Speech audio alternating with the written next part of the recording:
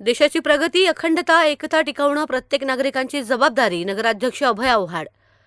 पार्थ विद्याप्रसारक मंडळ संचलित श्री विवेकानंद विद्यामंदिर पाथर्डी येथे भारताचा 80वा स्वातंत्र्य दिन उत्साहपूर्ण आणि देशभक्तिमय वातावरणात साजरा करण्यात आला. कार्यक्रमाची सुरुवात ध्वजारोहणानं झाली. या प्रसंगी संस्थेचे अध्यक्ष आणि नगराध्यक्ष अभय आव्हाड म्हणाले की भारताचे अखंडता, एकता आणि प्रगती टिकवण्यासाठी प्रत्येक नागरिकांनी आपली जबाबदारी व कर्तव्य पार पाडणं आवश्यक आहे.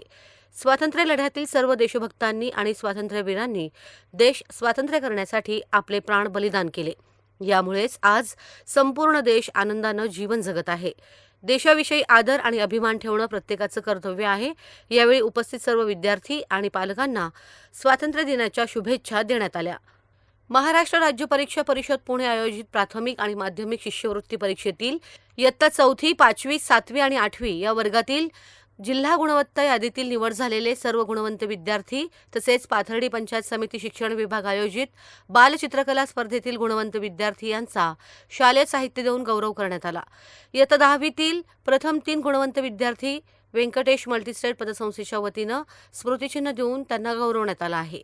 यावेळी विद्यालयातील 2125 विद्यार्थ्यांनी देशभक्तीपर गीतावर सामूहिक कवायत संचलन सादर केलं.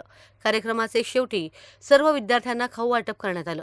ध्वजारोहण कार्यक्रम प्रसंगी पार्थ नगरीचे नगराध्यक्ष तथा संस्थेचे अध्यक्ष अभय आव्हाड, मुख्याधिकारी संतोष लांडगे, उपाध्यक्ष सुरेशराव आव्हाड, विश्वस्त नंदकुमार शेळके, नगरसेवक बंडूशेठ बोरुडे, विश्वस्त इंजिनियर कुणाल आव्हाड, मुख्याध्यापक शरद मेढे, समन्वयक ज्ञानेश्वर गायके, मुख्याध्यापिका अनुजा कुलकर्णी, पर्यवेक्षक संपत घारे, पालक आणि सर्व शिक्षक, शिक्षकेतर कर्मचारी उपस्थित होते. कार्यक्रमाचे सूत्रसंचालन आणि प्रास्ताविक ज्ञानेश्वर गायके यांनी केलं तर आभार अनुजा कुलकर्णी यांनी मानले. प्रतिनिधी Sunil Shewale, media daily news, Pathardi.